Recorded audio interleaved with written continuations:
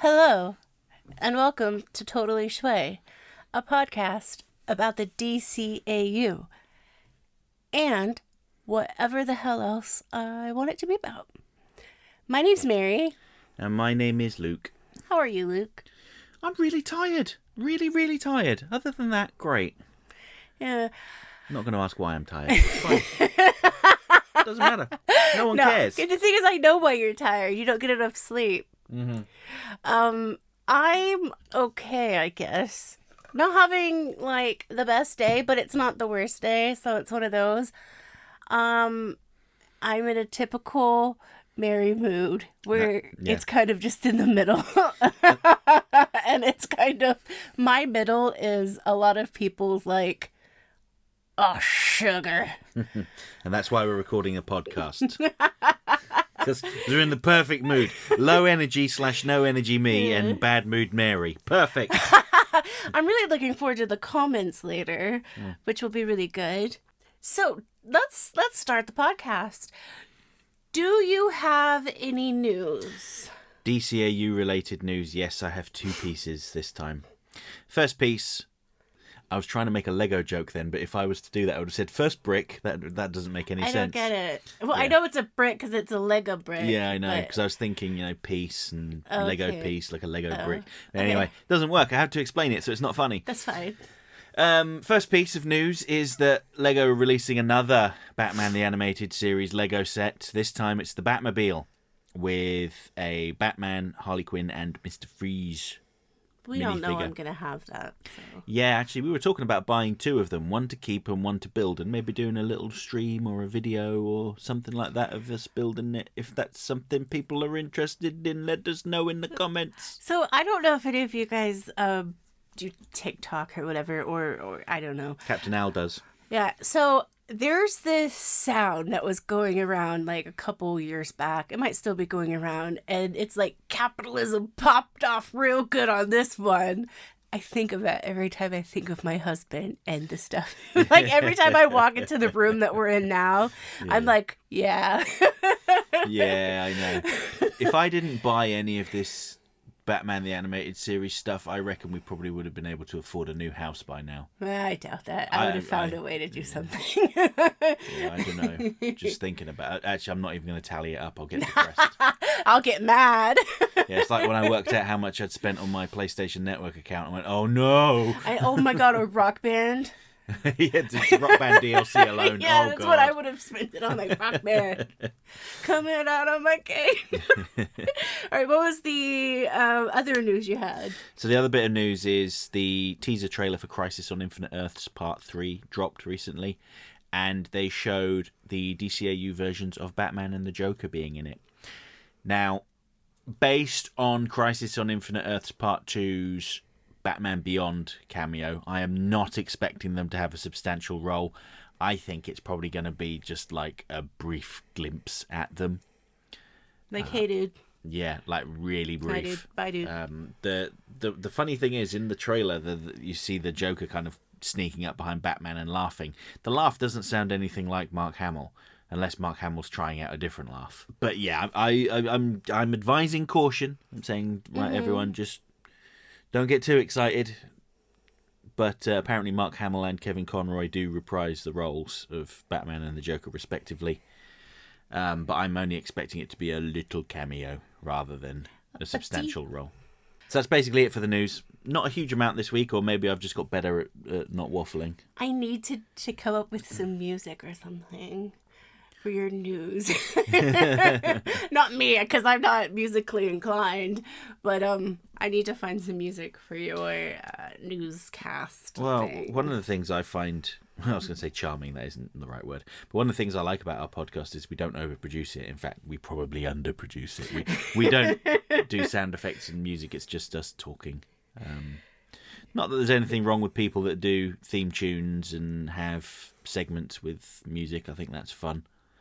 I don't know where I'm going with this. You just wait until I am a great editor. All right, so shall we get into the topic of the podcast? Yes. Do you want me to say what it is? I mean, Yes. everyone will know because they'll have seen Yeah. the thumbnail already. Of course. But we're talking about the magical characters of the DCAU this week. Mary, you picked this one. And Okay. I can't remember why you picked this. Because I couldn't think of anything else at the time. And then after I picked it, I thought of loads of stuff.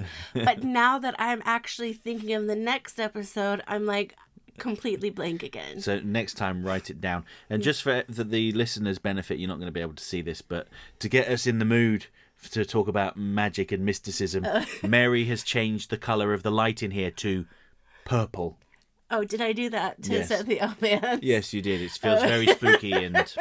I just liked purple, and I have a bit of a headache, so... well, it But seems yeah, like... it's magic! Yeah, it's a sorcerer's It's cavern. magic. Yeah, it's the color of the amulet. Right? Or is that green? Which amulet? The one Mordred was taking. Well, in Justice League, the episode we watched recently. Unlimited. Yeah, it did have a purple gem in it. That's right. See, yes. yeah. See, To match his outfit. yeah. So we're in Mordred's cave. All Yeah, I know. Hate Mordred. right. So this is, I might have said like my favorite magical villains, but these aren't actually my favorite.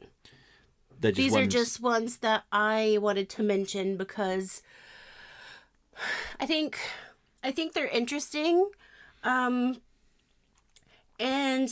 there is some that will, like, we each have 3, but there are at least 2 of them that kind of like mix together with Luke and I. So yeah. So you want to start?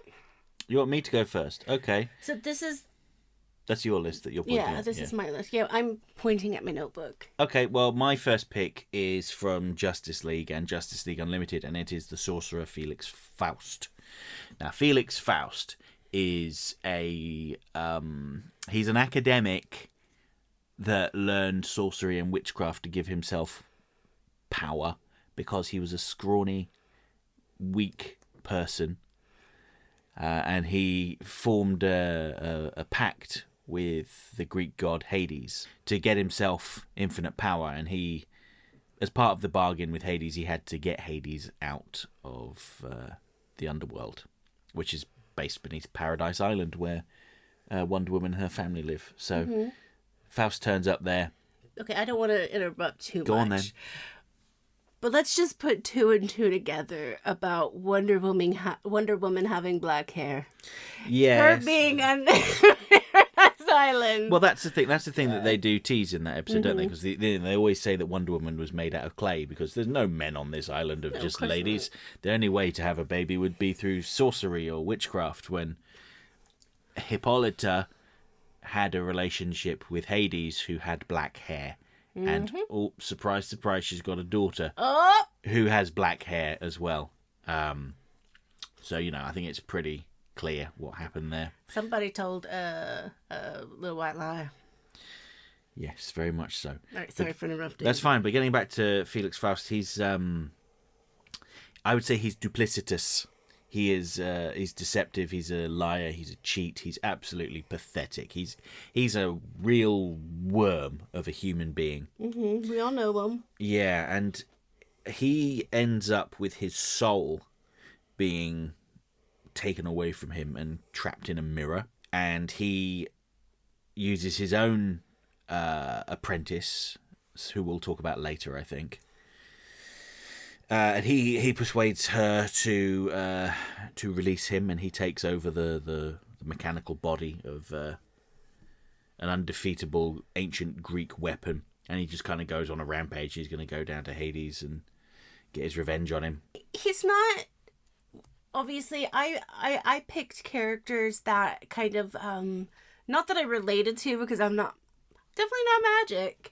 But ones that I liked in a way, not necessarily that I like as in like people. I don't like them, but I like the backstory or how it kind of relates to some bits of my life. Yeah, I just think the thing with Felix Faust is that he is just absolutely pathetic. He's such a loser. But he's voiced by Robert Englund, I think. Who is not a loser. No, absolutely not. And I think he does a good job voicing him as well. I just find it really interesting that Felix Faust is like this academic who turns to sorcery, gets trapped in a mirror, and ends up in like the paranormal division of Cadmus, just as a curiosity in there. Before he ends up taking over an ancient Greek weapon to try and regain some power. And there's always an image I have of Faust is after he's defeated in this armor by Hawkgirl and Wonder Woman. Mm-hmm. Hades kind of picks up his soul, and he's holding it between his fingers, and he's dangling it like a.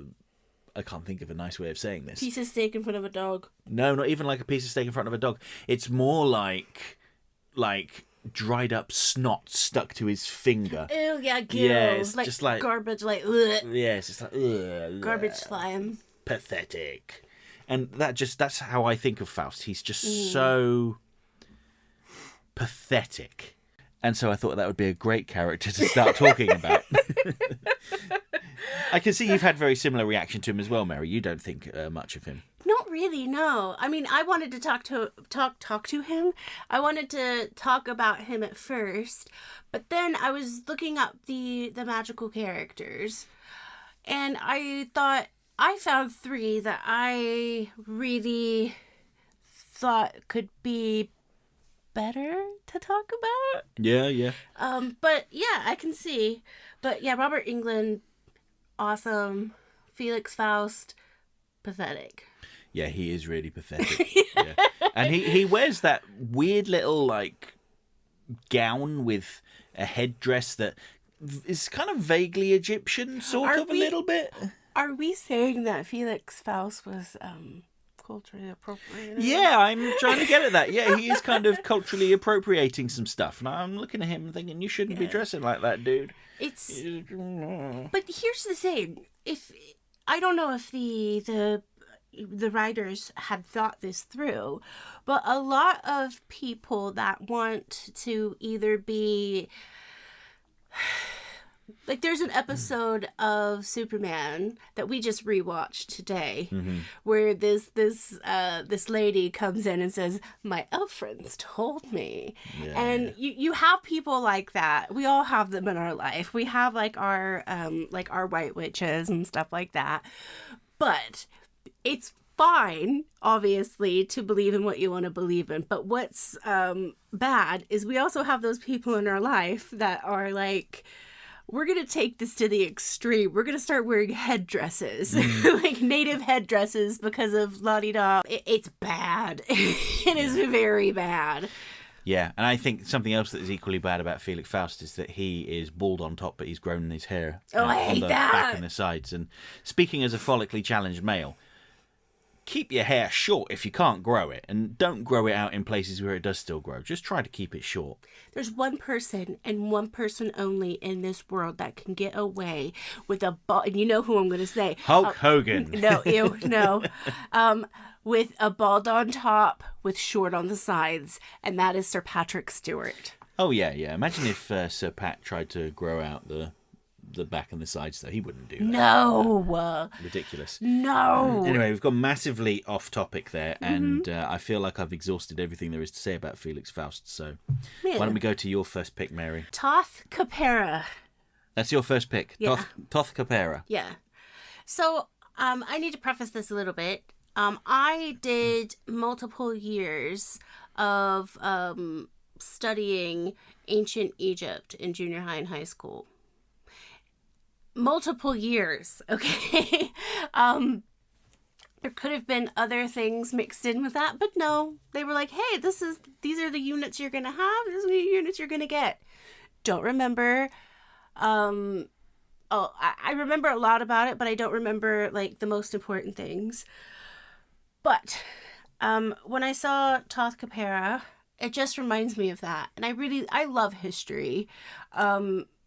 And I loved learning about ancient Egypt, but just like how I got annoyed with having to take so many years of that, I got annoyed with Toth. Because the character is not that great. It's not that great. Well, you say that, but she is very much a love letter to classic Hammer horror movies. Oh, yeah, I know. Yeah.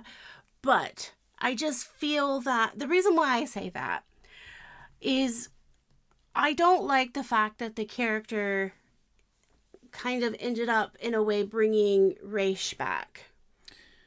Well, because I just thought that was such a cop-out. Like, they could have done so much with Talia instead of just bringing Raish back. Luke right now is, like, totally not agreeing with me. I can see it in his eyes. He's like, ah! No, I'm not like, rah, I'm just like, yeah. But I just, having Raish come back. He always comes back. Yeah, he does always come back. But it was just, this character could have been so much more, in my humble opinion. You can disagree with me. I don't mind. But what do you think is so great about her? I'm not saying that she's great, but she was the first proper mystical character in the DC animated universe. Mm-hmm. Before this, you had like Zatanna, but she was mostly like doing parlor tricks, and there were hints that maybe there was some magic there. Magic.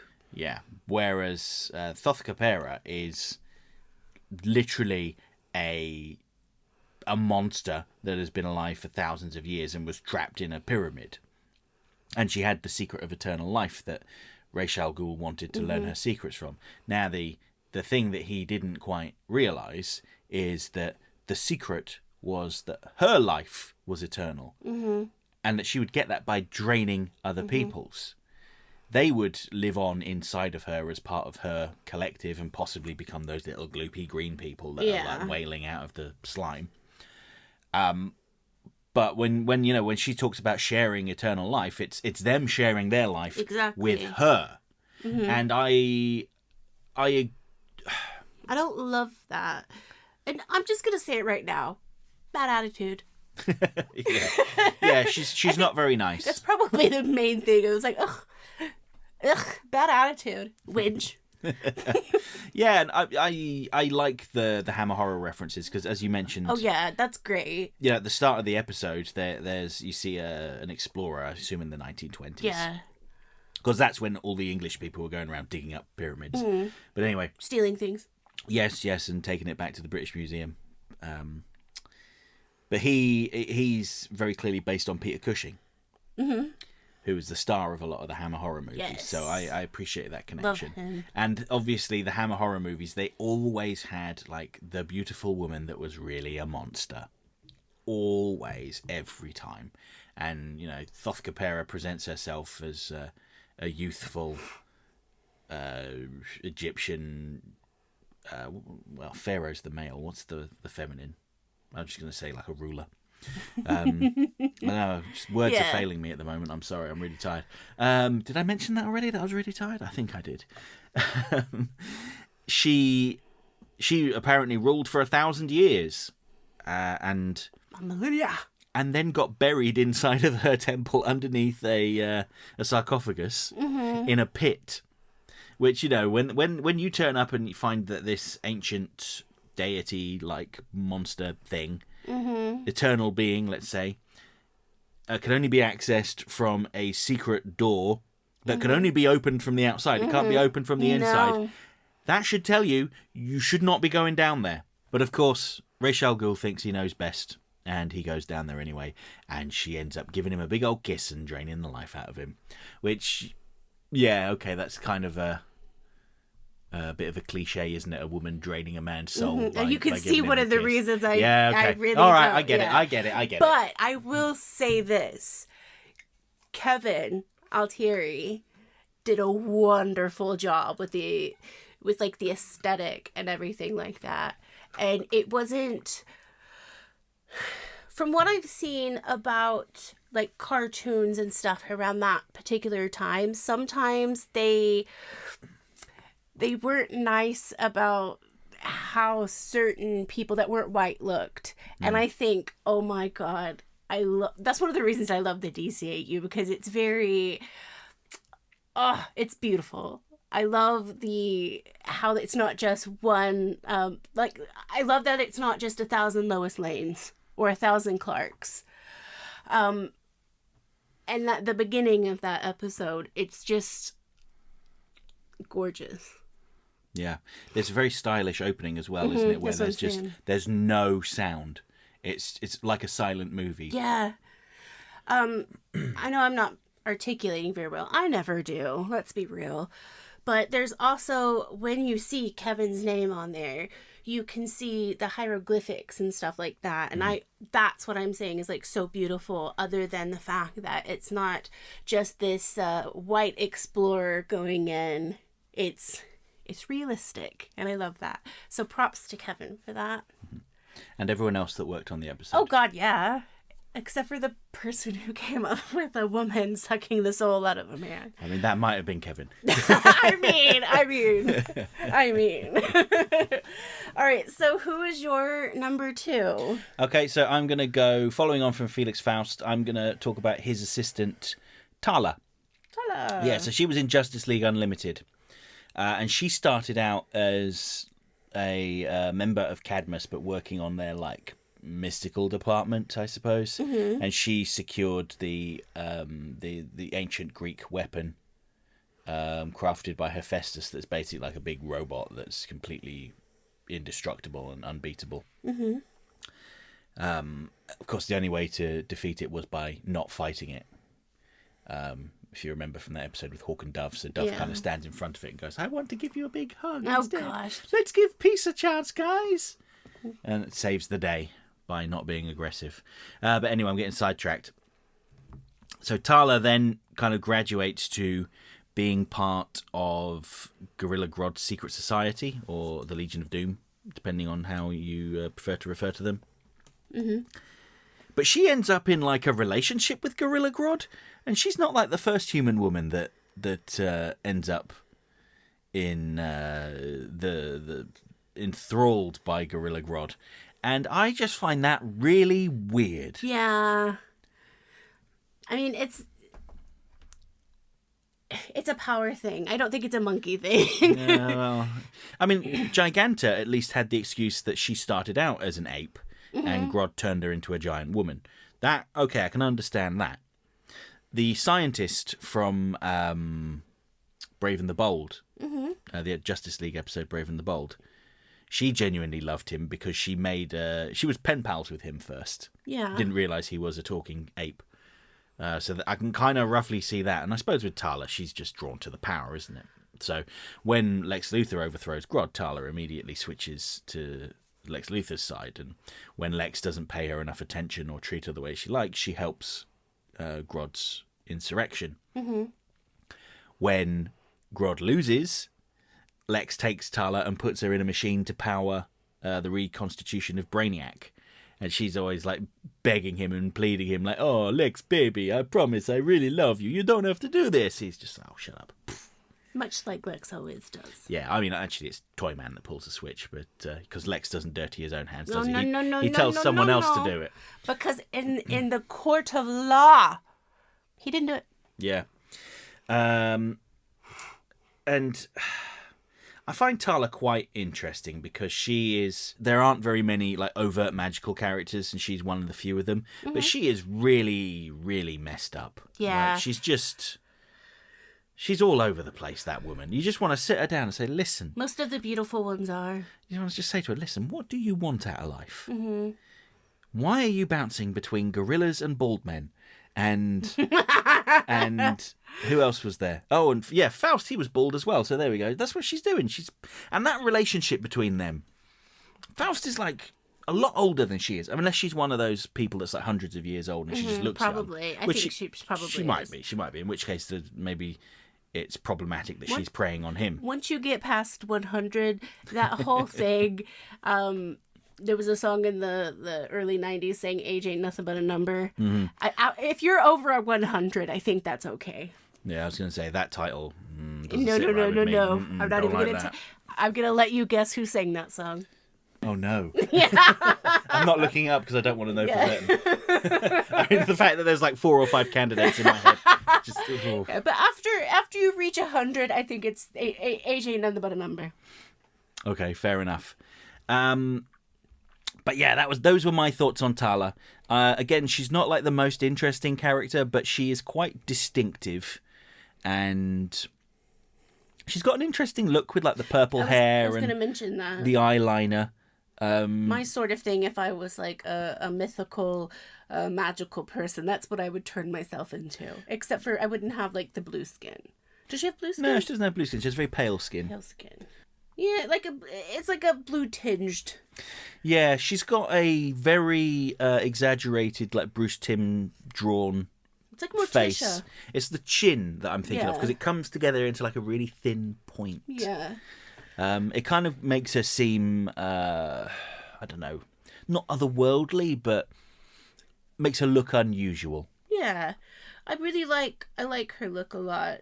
Obviously the hair is really lovely, but it's a very Morticia type of look to me. Long hair, siren-y body, And if that's a word. Ew, it is now. Now we've said it. I was just remembering the Great Brain Robbery episode where the Flash and Lex Luthor swap minds. Mm-hmm. And she takes Lex Luthor, who has the Flash inside of his mind, takes him away and sleeps with him. And he's just like, Ooh la ooh. la. Now that's actually a little problematic now that I bring that up, because she doesn't know that he's the Flash. It's very Wonder Woman with With Chris Pine. Yeah. Yeah, Wonder Woman, what was that And movie? Steve. 80-something? Yeah, 1984. Is it? Yeah. Wonder Woman 1984, not 1984, because that's a completely different movie. Yeah, that was also problematic, wasn't it? That poor guy, his body was taken over by the Yeah. ghost of Chris Pine, and Gal Gadot just had her way with him. And yeah, poor man. No one ever brings that up, though, do they? They do now. Yeah, but I don't mind Tala. Yeah. Yeah, I just wish, like you said, I just wish she would pick her partners better. Because there are better. Tala, if you're out there, You which could do this better. This is great, but you could do better. Yeah. But I assume when Toyman flipped that switch to reconstitute Brainiac, it destroyed her. Because I don't remember her being in later episodes. I don't remember that either. I mean, there was only like one more episode after that. Was I there? think. I think there was, yeah. Because it was the second to last episode. Yeah. It was the penultimate. Yeah. Big And word. when Toyman flipped the switch, she had the energy coursing through her, and she just kind of vaporized and brought Brainiac together. So I mean, they basically killed her to bring back Brainiac. Of course, it wasn't really Brainiac; it was somebody else. But perhaps we'll get to that some other time. Mm-hmm. That seems like a good point for me to transition to you, Mary, to talk about your second choice. So, the woman The that woman. has the worst offspring, Morgan Le Fay. Interesting, because Mordred, her son, is pretty awful. Yes, actually, no, he is awful, isn't he? Yes, yes. So Morgan Le Fay is this character who is magical, and she is always trying to find a kingdom for her son. That's Not just any kingdom. Yeah. She specifically wants the kingdom of Camelot yes, in England. And she Yes. wants to revive it so that Mordred can take over. that's right. Yeah. And it's one of those fault in motherhood things, whereas you always think that your offspring is the best or the most perfect, and I'm wrong, very wrong. Yeah. It's not always like that. It's never like that. And she ends up long story short, okay, what happened is she is trying to find this kingdom, but she finds this amulet and her son ends up messing it all up because he takes the amulet and banishes all of the adults, and then la-di-da-di-da. Yeah, so he can have his kingdom of children that he could rule over. Which I think is weird. Yeah, well, he is a child, remember? And he doesn't like adults telling him what to do. That's right. But of course, he's an absolute moron. But he doesn't know it. Our viewers probably hate when I try to explain something, because it's like... Well, yeah, I'm kind of surprised that you skipped over the first episode with Morgan Le Fay in it. Yeah, that's one of my favorite. I will talk about that. Okay. So, another reason I like... Or I'm speaking of the character Morgan Le Fay, is because I think there is a wonderful lesson that John the Martian learns from all of this. I think it's a great lesson, and that lesson is we cannot bring back loved ones that have perished, and we cannot relive the past. Once what's gone is gone, and we have to move on from that. And it's such a sad lesson, but it's a great lesson. The episode was called A Night of Shadows. I'm sorry I forgot what it was called. That's unlike you. Yeah, I know. Well, Justice League isn't as burnt into my brain as much as BTAS is. Like, you could hum a little bit of music and I'll go, oh, that's Killer Croc's theme or whatever. Yeah. but I think that lesson is a life lesson that all of us need. And it's wonderful that we learn it from John. It's sad and wonderful at the same time, but we wouldn't have had that wonderful lesson unless it was for Morgan Le Fay. Yeah, and Morgan Le Fay is she is, I was going to say a historical figure. That's not quite what I mean, because I don't know if she ever existed. I don't think she did. But she is, a literary figure from the Legend of Camelot and King Arthur and all that. And she is very treacherous. She betrays Jason Blood at the beginning of the episode because he opens the door to Camelot to let her and her forces in. Mm-hmm. And she betrays him with a kiss. Of course. With her fangs and poisons him. Another woman kissing a man. Yeah, and it brings about his downfall. Mm-hmm. Yeah, I'm noticing a theme. Who directed that episode? It was Kevin. It wasn't Kevin. Yeah. And also, Morgan Le Fay, another reason I want to mention her is because she ties into other characters in the show. And I think it ties into one of your characters, doesn't it? My last pick, yes, it does. Yeah. So that's a nice little segue into my pick with Jason Blood / Etrigan the Demon. I didn't really care for the original version of Etrigan in the new Batman Adventures, where he's basically an unwitting pawn of Clarion the Witch Boy. God, I really hate Clarion the Witch Boy. Oh, he's such a... Magical boys, hate them. Him and Mordred. Mm-hmm. I'd lock them up in a dungeon. Yeah. And leave them there without any sustenance. I don't know where I'm going with this. I hate Mordred. Yeah, and I really don't like Clarion. There's a scene where he goes, "I want cake," and makes Etrigan smash the window of a cake shop, and he goes, "Nom nom nom! I love cake," and I just want to slap him, just backhanded slap, knock the taste out of his mouth. Is this something I've done? Or... But anyway, his original design in the new Batman Adventures is towering. He's this gigantic demon in red pajamas and a purple cape, and I don't know. I prefer my Etrigan the Demon being a little smaller and scrappier, like he is in Justice League in A Night of Shadows. He reminds me of someone. So we live in England. I don't know if you guys knew that or not. Like, I haven't said it a billion times. Not a billion, but a dozen times. Reminds me of somebody you would see at 9 p.m. in a pub in the middle of London who's had a few too many drinks, still lucid, but you know that they've had quite a few drinks. We all know that person. Etrigan does. Yes. So is that because he barges up to people and goes, "You fool! Yeah. Idiot!" Yeah, that is exactly why. Yeah, maybe that's why I like him, because he reminds me of me. I disagree. Of maybe what you wanted to be when you were a teenager. But Maybe. I don't know. There are days where I go up to people and go, "You fool! Why have you done that? What is going through your mind?" You mean you type it out? I don't know if you'd actually say it to someone in person. Well, you remember the Amazon guy claimed our door was broken, so I marched down there and showed him that the door did not work. And I said, "I don't know what was going through your head. This is how a door handle works. Yeah. Dum, dum. Come in. Now take the package upstairs." Okay, I'm gonna. Okay, short story. Short story. Short, yeah. This person has done this multiple times. Okay. Yeah. And we have spent hundreds of pounds getting engineers out to try fixing the front door, to replace our intercom.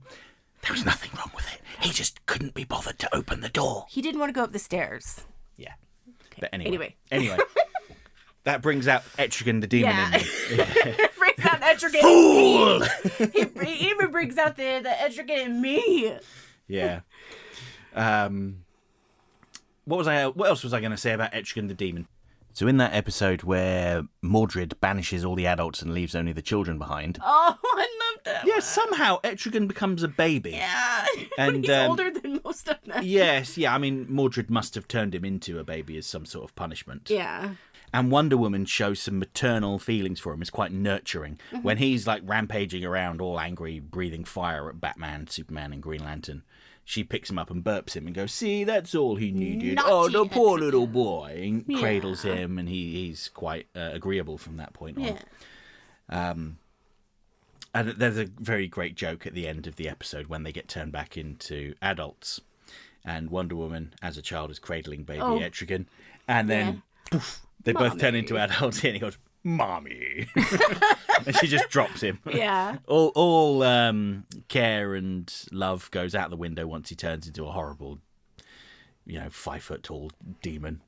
Yeah. I mean, are we talking about me again? Well, you said it, not me. Well, I'm 5'2". You know what? 5'3" when I'm talking about my driver's license and ID.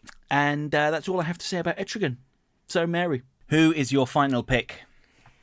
Dr. Fate. Dr. Fate. And I'm going to tell you why. Go on then. Grundy. I thought we might get back to this because you talked about last time how Grundy was one of your favourite villains. Yeah, he's one of my favorite characters in the DCAU. Yeah.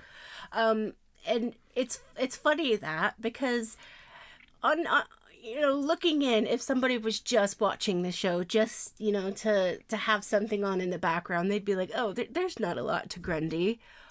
Oh my God, how wrong are they? Very. Because Grundy is one of those characters that, yes, he's a villain, but he's also one of the people that is so used by so many different people. He had his soul taken away, and he wants it back so badly. And then Dr. Fate enters the room and is like, "Yo." And Dr. Fate says, "Oh, I could do this for you as long as you do something for me." But Dr. Fate knows, in my humble opinion, that he's never going to get Grundy his soul back. Like, I feel that he was never going to do that. He was going to break the curse that was placed on Grundy that kept him from being reunited with his soul. But that doesn't necessarily mean that he was definitely going to get his soul back. Mm-hmm. I just feel that Dr. Fate did what so many people have done to Grundy, and that was use him. And ultimately, Dr. Fate is the reason that Grundy died the first time. Well, technically the second time. Yeah, the second time, yeah. It's hard to keep up. There is a third time There as well. is a third time. Oh my God, that's the saddest one, isn't it? Yeah.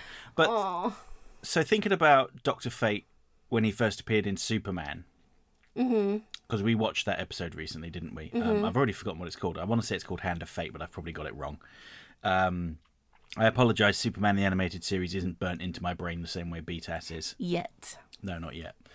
So Dr. Fate is just kind of A loser. I was going to say indifferent to what goes on Earth. He's like, I am far too busy contemplating the cosmos. Behold, the infinite wonder of space. Like, he really doesn't care about, like say the Flash needed his help or something in Central City. Dr. Fate would be like, I cannot do this because there is a star that is being born, and I need to see this. In Dr. Fate's defense, his, like, stargazing led to him spotting the Cthulhu stand-in from Thanagar coming through into our dimension. So he does kind of have a point. He's like, look, I'm not really bothered by petty little everyday stuff. I'm looking at the big picture, universe-threatening stuff. And big picture, blah, blah, blah. The other thing I like about Dr. Fate is he collects groups of misfits and yeah, I do like home. that. So, you know, he's got Aquaman with him. Well, I suppose Aquaman's king of most of the planet. Well, Aquaman's kind of an ass. Yeah, but he's not necessarily a misfit. He's the king of most of the planet. Yeah. But, you know, he brings in Amazo, he brings in Solomon Grundy, and he treats them well, despite their villainy. Not with Grundy. No, with Grundy, I feel like he treated him well. Did he? Yeah, he explained what would happen to him and said, look, I need you to do this for me, and in exchange I will break the spell that's over you. And Grundy, although he suffered greatly, he understood, and it's what he wanted. And that's why he got so mad when Superman and Hawkgirl and Wonder Woman intervened to try to save him. And that whole episode infuriates me because it could have been solved with a single sentence. Any one of them, Aquaman, Dr. Fate, Grundy, or Dr. Fate's wife, whose name escapes me at the moment, could have just said, Superman, we will gladly explain this to you, but please believe us, this isn't what it looks like. We're trying to stop a space god from coming through. Literally, that's all they need to say. Yeah. And then, like, 20 minutes of the episode would have been cut out, so I guess that's why they didn't say it. But it's kind of infuriating when there's an obvious path out. But some of the episodes in... was that Unlimited? Or was that... No, that was Justice League. Some of the episodes in Justice League and Justice League Unlimited are just meaningless fighting. And that's okay, because I quite enjoy... I quite enjoy that. I enjoy that. I love me a fight. Yeah, I do love me a fight. But in this particular episode, I am so in your corner here, because I didn't hate the episode, obviously, because I love these shows. There's not one episode that I just truly hate, other than the Toyman ones, but or Scarface ones. But I just got so annoyed because they could have been like, "Yo, Soups, we're just doing this," but no. Yeah, it's a colossal failure of communication. And Hawkgirl, she came across as really unlikable for the first half of the episode. But it's kind of towards the end of the episode where she seems to just, like, switch on a dime. You know, just like, oh yeah, let's just be friendly with Dr. Fate. Yeah, it's fine. As she's about to ring his bell, as she says. All right, so we've talked about our, not necessarily our favorites, but the magical people that we wanted to. Well, I like Etrigan. Etrigan's cool. Yeah. Now, no argument. Now, can we talk about the other magical people? And that is our viewers and their comments. Oh, that was a good segue. That's an excellent segue. So my favorite part of the podcast. Okay, so first I want to address something. Last week, we finished the podcast a day earlier than usual because we hadn't had any comments for ages. And then, as soon as I'd edited it and uploaded it and scheduled it to go live, within 12 hours, 2 more comments came in. So I'm going to read those out quickly. New listener, Parker Thomas. Hey! Says, hello, Mary and Luke. You got first billing. What's up with this? I know. First-time listener and commenter. Stumbled upon this while looking for something to listen to on my 2-hour commute. I've listened to some of Luke's character analysis videos and thought I'd see what this podcast was about. Just want to say you have a fantastic dynamic between the two of you that is really easygoing yet informative and upbeat. Well, you'd certainly hope so, because we've been married for, I can't remember. 14 years. Yeah, a long time. I almost said 15, but it's 14. However, okay, here comes the Oh, the no. feedback. I will not stand for the Kenner Man-Bat figure slander. All jokes aside, I bought a box of the BTAS figures at the flea market back in the early 2010s for roughly $30. It included Batman in a silver-toned suit, Scarecrow, Mad Hatter, Man-Bat, Killer Croc, Two-Face, Catwoman and Clayface. I thought they looked excellent in comparison to the show. However, what in the world is that Clayface figure made out of? It's like this weird rubbery material that always leaves me wanting to wash my hands after touching it. I've got them around still somewhere in my storage closet. Anyway, enjoyed the podcast and I'm looking forward to tuning into your future podcasts and other videos. Oh, I think I know what material you're talking about. It's that material that, yes, you always want to wash your hands afterwards, but also gets the lint. Is that the particular... No, so this one is it's not sticky. It's just kind of like this weird rubber. Oh, really? It's kind of firm, but also kind of squishy as well. Oh, no, I would it's not gross. like that. It's gross. I have problems with texture. I have problems with sound and texture, and it feels like in my mind, and I'm also like scrunching up the back of my neck, so and I don't even know what it feels like, and it just feels like that. I agree with you, Parker, though, that it's a gross material. And do you have that one? I do have that one. I remember my dad bought me that when I was like 10. I was like, oh, thanks. This one is going at the back of the display where I don't have to look at it every day. True story. Next one's from Play Content. Hey, no cheating. The next comment is from Play Content. The closest toy to Parachute Batman I owned wore an Adam West-esque suit, had no ears on the cowl, and had a silhouette of a man. Scaramouche, Scaramouche, will you do the fandango? Thunderbolts and lightning. Inside the yellow oval rather than the bat symbol. I wouldn't have known about bootleg toys then, so what I didn't know couldn't hurt me. By the time I did know, I'd lost it anyway. Mary, I'm glad that you value Panic at the Disco, despite not generally being into the emo pop rock. The first album's a masterpiece. Oh, yes. It's refreshing to hear because I know emo pop rock fans who never liked them, not even said first album, which to me is like being a fan of Shakespearean dialogue, plays performed in the Globe, and playwrights from Stratford-upon-Avon, but not really liking anything by Shakespeare. All right, I know this is a DCAU podcast, but that album... although not the best album in the entire world, it is one of my all-time favorite albums of my life because it came at a time where I needed it. The lyrics, like you said, Shakespearean. Because, like, the first album from Panic at the Disco, it just reminded me of a book of poetry. And I had this, like, special edition one, and... I just, you're making me go and have the feels. Thank you for that. That's made me feel really, really lovely to go back and remember that fond memory. Okay, with that oversight now rectified, is that what you'd say? I don't know. Let's get to the comments from last week's episode. Yeah. Or last time's episode. I keep saying last week, but I think you all know what I'm talking about. Ooh, there's one from @OneTheKing that says, hyped for the Luther DCAU essay. Good.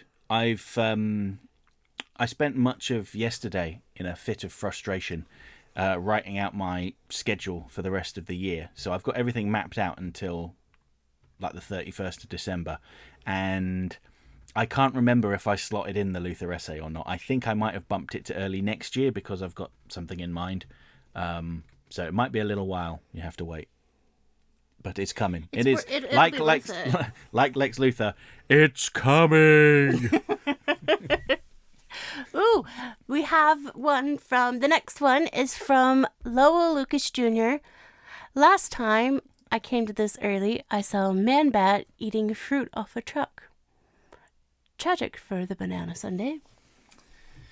Nice reference to Terror in the Sky there. Lowell Lucas Jr. also said, fave DC villains outside of Batman's in no particular order. Gotta say, Livewire, because I love her design and the actress who played Tank Girl. Oh yeah, Tank Girl. Amazo shuts down every Superman argument. Etrigan, love this demon and his almost whimsical rhymes. Technically possessed by a witch boy.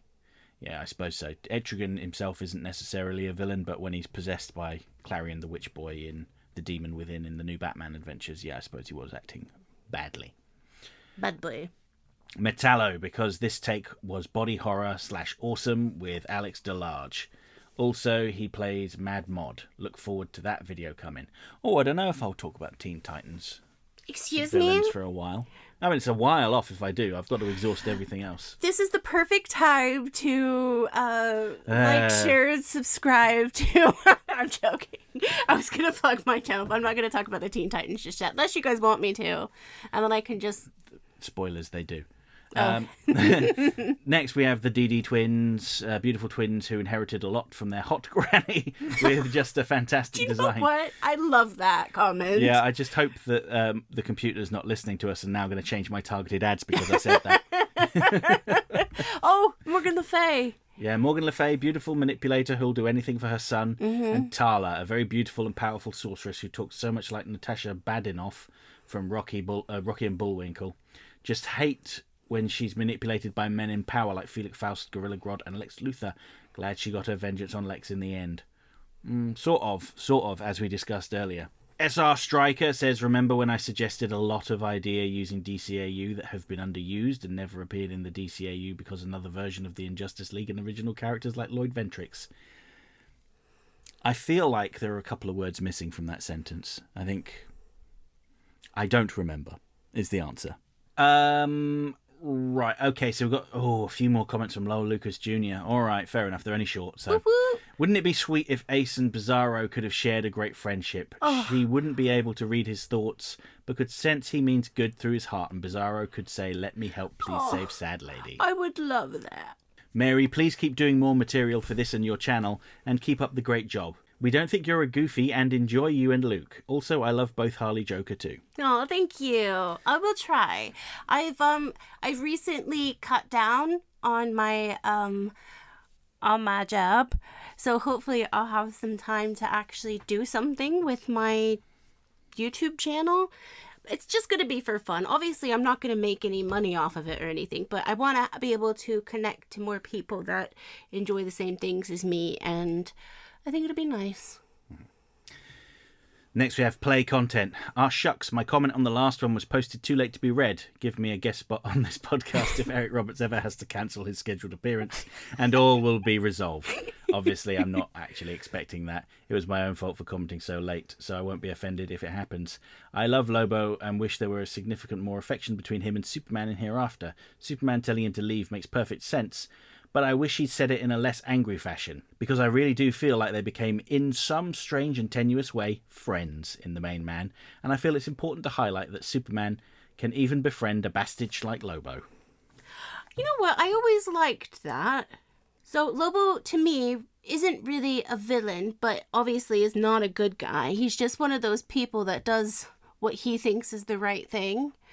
And Superman, obviously, is the good boy. And I don't know, I just really like the dynamic that they have when they're not fighting each other. Yeah, I'm going to do, it looks like I'll be doing a video essay on Lobo fairly soon, because I put a poll out asking which Superman villains should be covered. And I think the options were Lobo, Livewire, Parasite, and Mr. Mxyzptlk. And Lobo has a clear lead, so he'll be the next Superman villain I talk about. Did I comment on that? Did you vote on it? That's the question. Yeah. Okay, so next comment. David Carney says, Mr. Freeze is such a tragic villain. All he wants is to be let alone and find a cure for Nora, which he did in the comics during Detective Comics' Year of the Villain arc, thanks to Lex Luthor. Love Harley Quinn. Arlene Sorkin will always be the voice of Harley for me. Got a friend who is a huge Harley Quinn fan. She dressed up as Harley for Free Comic Day a few years ago. Oh, that's lovely. I love when people dress up as Harley. And I love the fact that none of us are ever going to forget Arlene, because we can't. Yes, other people can do Harley Quinn, like Kaylee and Tara, but Arlene... What do they say nowadays? The GOAT? Yeah, people do say GOAT? that, yes. The greatest of all time. I'm not going to say GOAT. I'm not going to say it. I'm going to say she's the greatest of all time. She deserves an Oscar. Okay, next, Michael Andre Parlon. Parlon! says, I actually love Lobo when he's nerfed to kid-friendliness in the DCAU, and even Justice League action. There's a good reason why I don't deem his suspected DCAU web series as canon.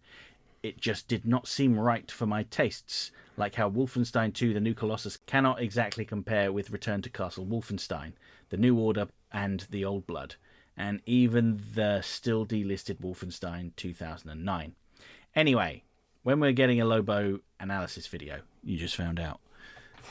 That David Bowie-ish take amuses me.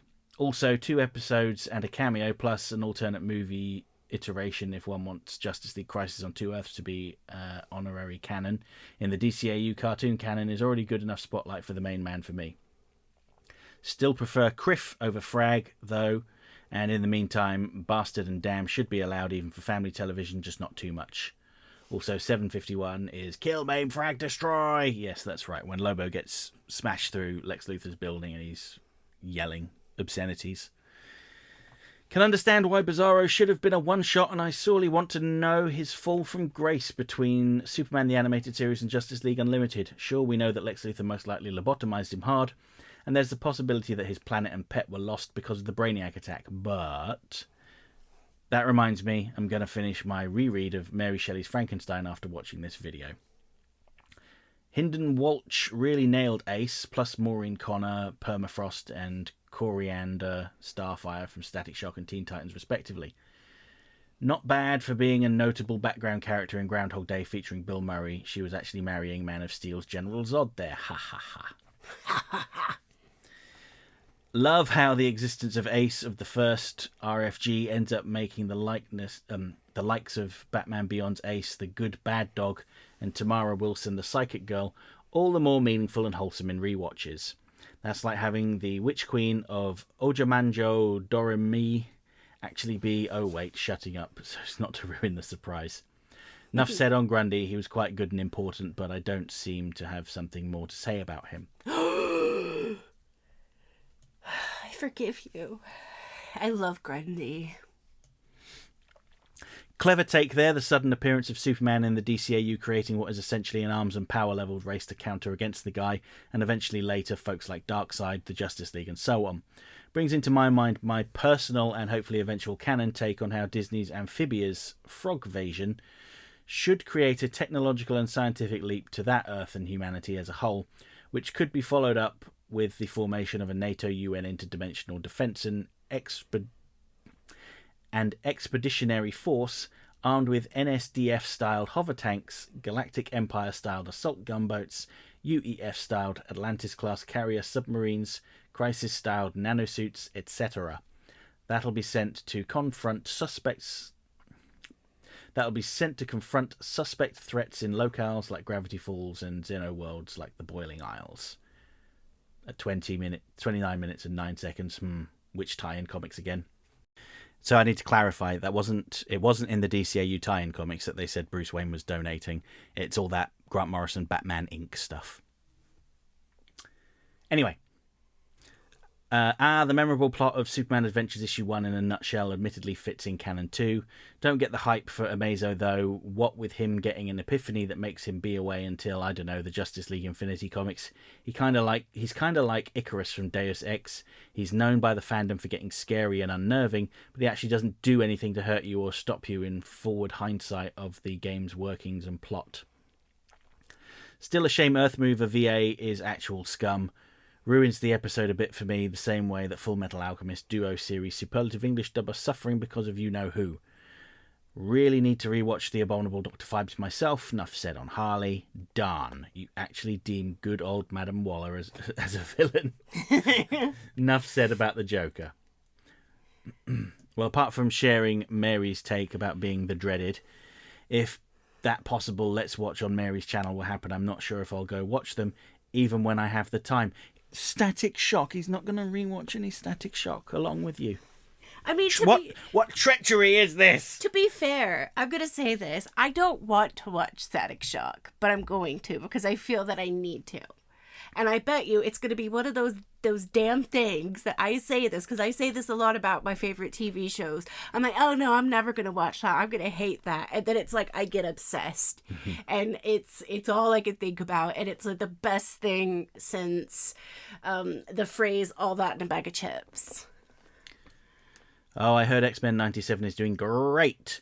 But seriously, I can't really watch it if I haven't caught up with what came before. And that kind of binger, that completionist type. You're in luck, Mary. I'm not into long runners like Naruto and One Piece, Dragon Ball Z, Kai, the lately aforementioned Ojamanjo, Doremi, Yawara, a fashionable judo girl, and even the Legend of Galactic Heroes and JoJo's Bizarre Adventure, on the other hand. Still, 13 episode shows, good old serial experiment lane. Haibane, Renmi, Nia 7 and Paranoia Agent among them. 26 episode shows. Neon Genesis Evangelion, Gun X Sword, and Tenjin, Topper, Gurren, Lagan could be interesting to you. It would help if I could actually say them. A few of those I've actually heard about through my niece, my British niece. I have quite a few nieces, and they're around the world, and I have one nephew. But my British niece likes anime, and I've heard her talk about a few of those, and she gets quite excited about it. And for her to get excited about something, it's got to be good. It's got to be worth watching. So I might give it a go. I've lost my place, so I'm just going to move on to the next sentence, which says, plus the dry spell isn't too problematic. What with a few gems like Moon Girl and Devil Dinosaur, here's to hoping that, and possibly X-Men 97 become worthy, friendly adversaries to the DCAU, which is something Spectacular Spider-Man and Avengers Earth's Mightiest Heroes failed for numerous reasons.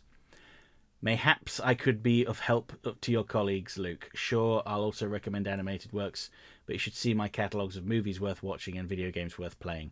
What Penguin-branded book covers are they? Also, we'll try to check on how the dollars, pesos, pounds, and so on are doing lately to see if the books you're referring are as expensive as my Christmas Carol copy back then. So the books that I was talking about are actually not very expensive. I know the 1984 one, I actually just looked at it yesterday, and it's on sale for £15.84. And that says it's got, for some reason, 12% off. Amazon is weird. But no, those ones aren't very expensive. But you do have the other Penguin classics where you can buy like a whole Jane Austen set, and that's a few £100. So that'll be several $100. But that's 20-30 books. So it's not that expensive if you just want a particular book, but if you're collecting them like I am, over time it's gonna get a little expensive. But like £10 here, £12 here, not bad. But they're amazing covers. Luke is so interested. I'm just sitting here nodding. You can't hear a nod, but I can assure you there is a nod taking place. Shoot, did I typo that too? Still agree on live action content not being supposed to be dubbed. Doesn't stop the Japanese and the Filipino local channels though, judging from personal experience and good company. Wish you guys check the comments context by using the timestamps for every sentence or paragraph, just saying. Okay, so I knew I'd get comments about this remark, but referring to Warren McGuinness's balls. Those balls deserve to be eugenicized. The consequences are oh so worth it. Hapless civvy. Why? I don't care. Socialism and fascism in almost any form should be demonized. However, I can admit that a few ideas from them are inherently beneficent to hindsight. Besides, as we know in real life, not all workers' union and minority movements are blessed and deserved unconditional support. Just look at the BLM lootings who used their cause as a poor excuse to steal and pirate for one. Disgustingly hypocritical. I think one thing to add on there is you don't know for certain that those people are actually involved in the movement. They may just be opportunists jumping in and causing trouble. You never know. Like a few YouTubers. Well, yes. Ra's al Ghul should be magical because of the Lazarus pits. That's an interesting idea. I hadn't really thought about it. All right, moving on. Captain Alsis. Mary's comments on Amazo reminded me of All-Star Superman, which has my favourite defeat of Luthor ever. He becomes like Superman. Amazo does something similar. He was more innocent than Luthor and other villains and was being manipulated to some degree, but he was definitely dangerous and difficult to trust. I have noticed several characters will become like Superman so they can defeat him, only for the experience to make them avoid violence and villainy. There are exceptions like Jaxor and Zod, but I keep seeing it pop up. I think it's a beautifully uplifting bit of meta-commentary, and yes, I'm aware of the irony, coincidence, that copying Martian Manhunter was the biggest turn for Amazo, but I think I got the point across. Yeah, so in All-Star Superman, Lex Luthor gives himself Superman's abilities to fight Superman, but then he starts to see the universe the same way Superman does, and he's just like, oh my god, it's all so beautiful, we're all connected, what am I doing? And that's how the fighting stops. So Beautiful. Yes, it is beautiful, yes. Next comment. Defuxa Plays says, obligatory Amanda Waller is a saint. No, she ain't. Well, one man's saint is another person's sinner. She's a sinner. Matthew Rasco. I think this is a new user. I don't recognise the name. Apologies if you've been there before. Morning. It's in the middle of the afternoon. Yeah. We don't know what time it is when he's listening. That's okay. He says... Can I say it? Yes, you may. R.I.P. Warren McGinnis's balls. He guarded them well before Waller. Good. We don't even need to say anything. Next, we have Dylan Thomas, presumably not the deceased Welsh poet Dylan Thomas. It would be cool if it was. Mm-hmm. Do cool lesser now villains? Known. This is now. Yeah, I think he's saying... Lesser known, probably, yes. Okay. All right. All right. Which ones? Well, we don't know them because they're lesser known. No, that's actually a really great idea. Thank you, Dylan. Or, Thomas. Dylan Thomas. Dylan Thomas, 385. 7 of 9. Austin 316 says, I just whooped your ass. Anyway. RDP 16 rules. Hello. Says, hello, Luke and Mary. Sorry I didn't leave a comment last week. Life, as it often does, got really busy. I'll try and keep my comments brief, no promises. That's all right. You don't have to leave a comment every single time. We appreciate it when you do, though. She says, I had a lot of Batman toys growing up. I had a lot of Ninja Turtles as well, but I should save that conversation for another podcast, perhaps. He's been cheating on us with other podcasts, Mary. That's why he wasn't leaving comments last week. Can you tell us what that is so we can cheat on ourselves as well? It sounds interesting. I've already talked about my viewfinder discs based on Almost Got Him and my Catwoman figure. In addition, I had several different Batman figures with lots of different coloration. My favourite was green and gold. He had a cowl with no opening for his mouth and a Batwing jetpack. That one fit perfectly in my light-up Batman Forever Batmobile. Plus the jetpack, of course. In addition, I had 1 or 2 Robin figures, an incredible movie version of Mr. Freeze with the freeze gun, and an older-style Riddler figure. As an adult, I regret what I did to that one. Sounds like a confession. It sounds like you melted them. As a kid, I wanted to know what happened to a toy if it sat on a light bulb for too long. Oh my god, did I actually get it? I didn't read that. Turns out the chest concaves with the heat of the bulb. On a lighter note, I also had a movie version Robin costume with a hard plastic chest plate that I wore for Halloween. As for DC villains outside of BTAS, I got to agree with Mary. I adore Solomon Grundy, Born on a Monday, and Bizarro. Those two, similar in design and temperament, are excellent foils for our heroes, and yet you can't help but like them.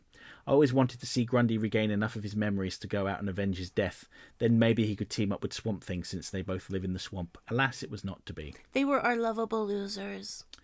As a straight male, of course, I am a fan of Harley Quinn and Poison Ivy, not just because they're attractive, but also because they're such a great pair of friends. Yes, friends.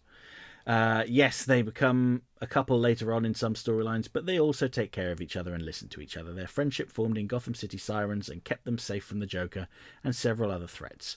What more could anyone ask for? That's so true. That's one of the things I like about them as well, because it's in the DCAU, you can see you have very strong friendships, and you have some of those people that are just acquaintances. You wouldn't invite them to the wedding, but Harley and Ivy, they would invite each other to the wedding. Probably that they're having with each other.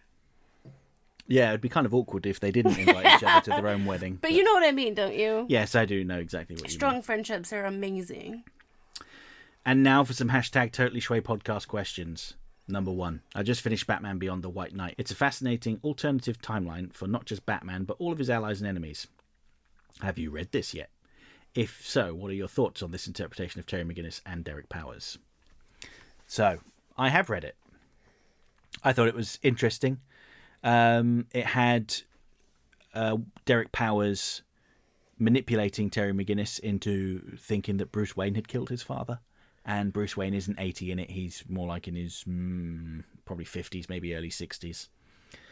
I think the White Knight comics are pretty decent. I like Sean Murphy's art style. I even bought his Zorro comics. I have no interest in Zorro, but he was doing a Zorro comic, so I was like, yeah, okay. You had those the other day, didn't you? Yeah, that's right. Yeah. The it was latest really one. lovely, the Zorro comics illustration. It was an enjoyable comic, and I could easily see that being adapted into a movie. Very cinematic and light-hearted. Enjoyable action family romp kind of thing. Next question. The Joker, Harley Quinn, and the rest of the Suicide Squad are about to be in an anime-inspired movie. What other styles of animation would you like to see the DCAU roster shown in?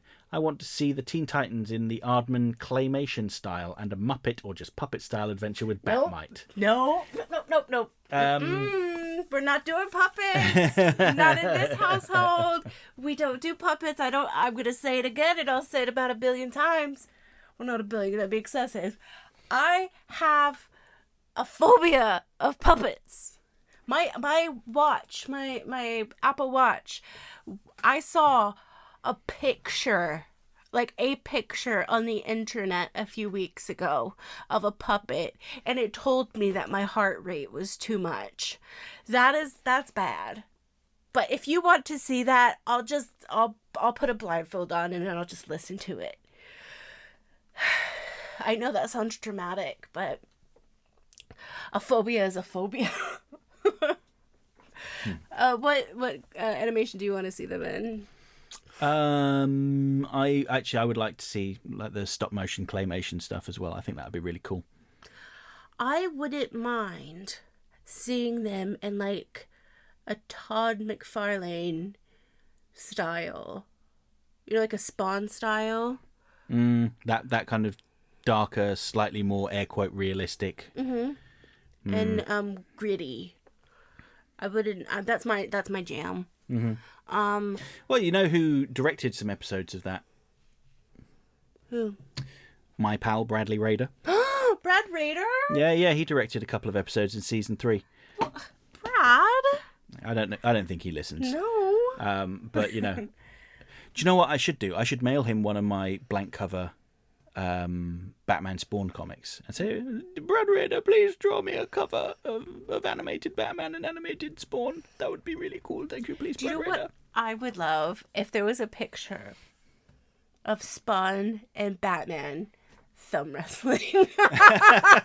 With the really gritty art style. Yeah, it would be amazing. I don't want that on my cover. With the clown in the background. As the referee. Yeah, and on one side you just have Robin just like eagerly like, come on. Surely it should be the Joker and the clown.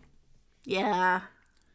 Oh yeah. But then they'd be cheering on their opposite sides. So Clown would be cheering on Batman and Joker would be cheering on Spawn. Or in the background they could be high-fiving. Yeah, maybe. Maybe. I think we need to workshop this idea a bit more. Yeah. Yeah, I think we answered that.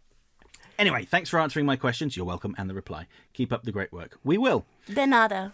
Okay, and just making it by the skin of his teeth, we have Screen Wiper with a new comment. And he says, nice to catch up. I hope I'm not too late with my comments. Never. I would take the podcast down, put your comment in, and then put it back up, Screen Wiper. I have had a stressful couple of weekends because 2 of my beloved little dinosaur babies got sick.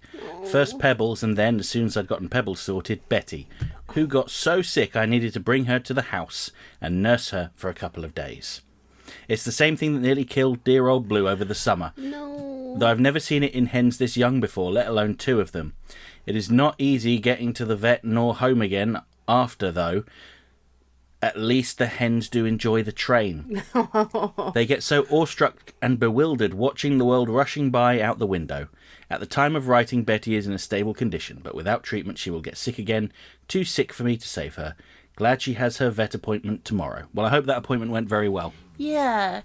And, oh my God, Betty and Pebbles, I'm putting all my good vibes out. Because as I've spoken on here a few times, I think that our pets aren't actually our pets. I believe that they are our family, and it doesn't matter what happens to them. We are always worried, but when they get sick, it is like our life goes into turmoil. So I am so sorry that's happening to you right now. If you need anyone to talk to, you know my email address, and I will be there. Love you, Pebbles, and Betty, and obviously Blue. Yeah, I kind of hoped that we'd end the comments on a slightly more positive note, but thank you for sharing the update anyway. Like I said, all of my good vibes and my thoughts are with you right now, because I love all of the little critters. Okay, that's it for all of the comments and questions from last time. All that's left now is to move on to what we're going to talk about next week. We're going to deviate a little bit, aren't we, Mary? We're gonna talk about a specific episode. Yeah. Because it's been a while since we've done that. We talked about Epilogue ages ago. It was our first episode. I think it was our second. Second. Something like that. It was a very early episode, and we haven't really talked about specific episodes in depth. So we're going to do that next time. And we're going to talk about an episode of Superman. Okay. And we're going to talk about the late Mr. Kent and how it's one of the darkest episodes of Superman. Mm-hmm. And I think it's wonderful. It'll give me a good excuse to watch some more Superman again. I love doing that in the summertime, and I don't know why. I love watching Superman in the summertime. It's probably because it's bright. All right. Thank you guys so much for listening if you've made it this far. I love y'all, and we will speak to you in 2 weeks. Love you, bye.